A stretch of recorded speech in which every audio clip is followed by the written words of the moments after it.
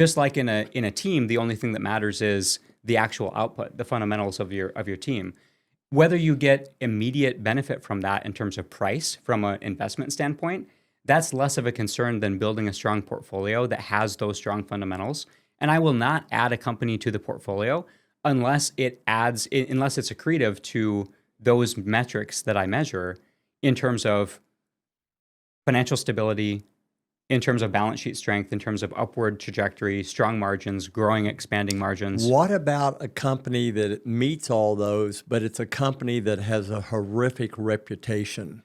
And that's another thing and when what we talked about too, when we had that meeting, when you came on with us. I said to you, there are certain companies that I don't care what their return is. Right. I don't believe in what they stand for. I don't believe how they made profit at the expense of other people. I Right. remember that conversation. Yes, and so I'll take this from a couple tracks when we're talking about that specifically, and I'm glad you brought that up. We care a lot about the management team. We dig a lot into not just the CEO, but the board of directors, the C-suite executives.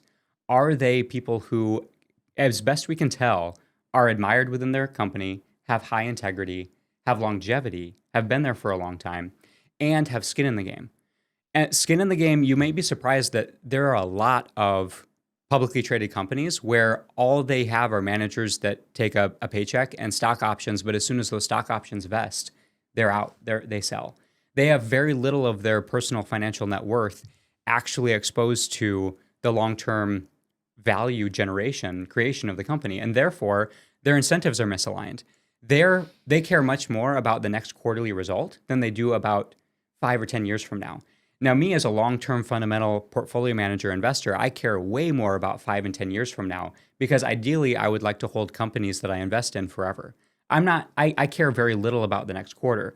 But when you have a manager and a management team that is very focused on the next quarter because they have none of their long-term net worth tied up in the company, they're not owners themselves along with you. I want to invest in companies that are owners with me, that we are aligned in the same direction. And I think that also applies in terms of leadership and teams, that you want to have the incentives aligned in the same direction. When you win, your team does well. When your team does well, you do well.